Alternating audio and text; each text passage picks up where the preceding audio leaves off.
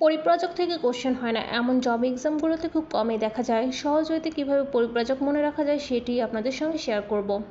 আসসালামু আলাইকুম, welcome way of studies channel. আশা করি সবাই ভালো আছেন। বইয়ে যে 5 জন পরিব্রাজক দেওয়া আছে সেই 5 জন পরিব্রাজক নিয়ে আজকের ভিডিওটি। কোন কোন শাসনামলে কোন কোন রাজার সময়ে কে কে পরিব্রাজক বাংলা এবং উপমহাদেশ ভ্রমণ করেন সেটি মনে রাখার জন্য যে ট্রিক্সটি অনুসরণ করে পরিব্রাজক সম্পর্কে আমার কোনো কনফিউশন ক্রিয়েট হয় না সেটি আপনাদের সঙ্গে শেয়ার করব। আই থিঙ্ক অনেকেরই উপকার হবে। মৌর্য মেঘা, দ্বিতীয় চন্দ্রগুপ্ত ফা, হর্ষ হিউ, ইবনে ফখর, গিয়াসের মা। এভাবে আমরা মনে রাখবো। মৌর্য মেঘা অর্থাৎ মৌর্য চন্দ্রগুপ্ত মৌর্যের সময় মেগাস্থানিস যিনি হচ্ছেন একজন গ্রিস পরিব্রাজক বাংলায় ভ্রমণ করেছিলেন বা উপমহাদেশ ভ্রমণ করেছিলেন। তো আরেকটি বিষয় আমরা এখানে খেয়াল রাখবো সেটা হচ্ছে মেগাস্থানিসের একটি খুবই বিখ্যাত গ্রন্থ ইন্ডিকা। চন্দ্রগুপ্ত মৌর্যের প্রধানমন্ত্রী হচ্ছে চাণক্য, যার উপাধি হচ্ছে কৌটিল্য। কৌটিল্যের একটি গুরুত্বপূর্ণ গ্রন্থের নাম হচ্ছে অর্থশাস্ত্র।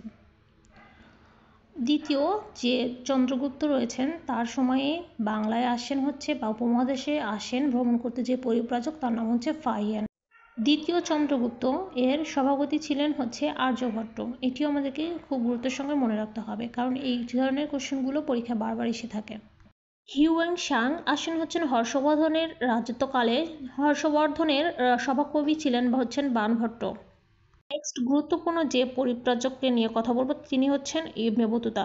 ইবনে বতুতা বাংলায় আসেন ফখরুদ্দিন মোবারক শাহের সময়ে এবং উপমহাদেশে আসেন হচ্ছে মোহাম্মদ বিন তুগলকের সময়কালে। লাস্ট ওয়ান যে পরিব্রাজকের কথা বলবো তা হচ্ছে মাহুয়ান। মাহুয়ান বাংলায় বা উপমহাদেশে ভ্রমণ করতে চলে আসেন হচ্ছে গিয়াসউদ্দিন আজম শাহের সময়ে। শুধুমাত্র কার শাসনামলে কোন পরিব্রাজক এসেছে এটি বললেই হবে না, এর সঙ্গে আমাদেরকে কোন দেশ থেকে পরিব্রাজকরা ভ্রমণ করেছে অর্থাৎ তারা কোন দেশের নাগরিক এবং কত খ্রিস্টপূর্বে তারা ভারতে এবং বাংলায় আগমন করে সেটি আমাদের জেনে রাখতে হবে। তো চলুন এক নজরে উপমহাদেশের পরিব্রাজকগণের আগমনকাল জেনে রাখি। যদিও বা অনেক সুন্দর করে ছক আকারে এটি বইয়ে দেয়া হয়েছে, তারপরেও আমি এলোমেলোভাবে বা ছড়ানো ছিটানোভাবে পড়াগুলো এলোমেলোভাবে এখানে ওখানে থাকার কারণে সবগুলো একত্রে করে সবার সুবিধাতে দিয়ে দিলাম, অনেকেরও হয়তো উপকার হবে। আমরা মূলত উপরে যে 5 জন পরিব্রাজকের সম্পর্কে জেনেছি সেটি আমি নিচে ছক আকারে উপস্থাপন করেছি তারা কোন কোন দেশের নাগরিক। এক্ষেত্রে আমরা সিরিয়ালটা মেনটেন করব অর্থাৎ সিকোয়েন্সটা ধরে রাখার চেষ্টা করব, তাহলে আমাদের খুব তাড়াতাড়ি এটা মনে রাখা সম্ভব হবে। যেমন মেগাস্থেনিস উনি হচ্ছে গ্রিসের নাগরিক, গ্রিস বা গ্রিক যাই বলেন।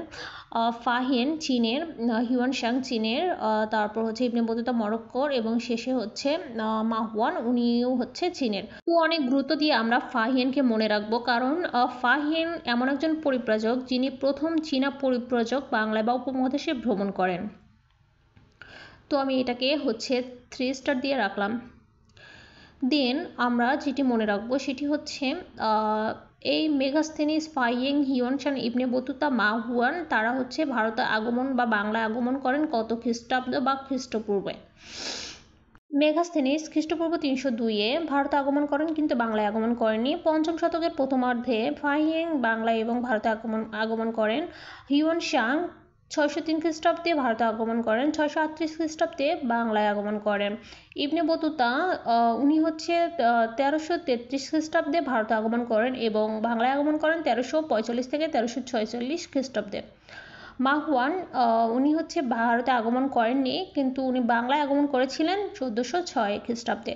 তো আরেকটা কথা না বললেই নয় সেটি হচ্ছে ইবনে বতুতার জন্মসালটাও আমাদের মনে রাখা দরকার। তো এতক্ষণ ধরে যারা কষ্ট করে সময় নিয়ে এই ভিডিওটি পুরোটা দেখেছেন তাদেরকে অসংখ্য ধন্যবাদ।